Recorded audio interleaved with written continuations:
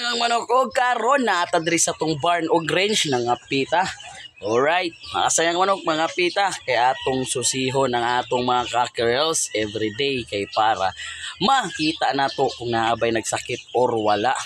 Alright, kuyugi ko ninyo mga cockerels. Mga sayang manok, kuyugi ko ninyo atong susihon ng atong mga cockerels. Alright, tanawon to mo sa kung mga imported. Alright.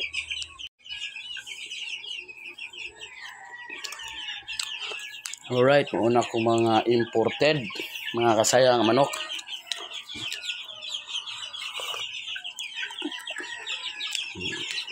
Filter sila por buyag.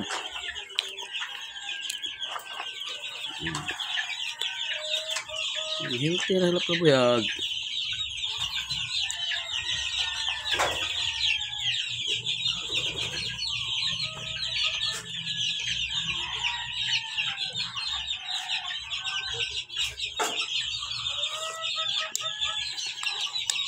Well, nangapita atong i-check atong mga cockerels ug healthy ba.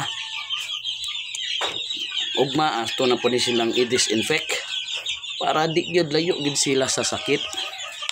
Ug daratong gipang range. Wala. Maglaglaag sila sa atong gipang range.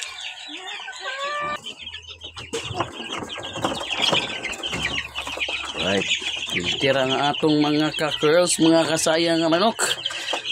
Okay, thanks God kay okay ra gid sila, wa gid sila mga sakit ug palayo lang pod in taon. Ug di ara. Okay, wa pa na sila buwan mga cockerels, mga kasayang manok. Okay, healthy pod sila par buyag in taon. Pa.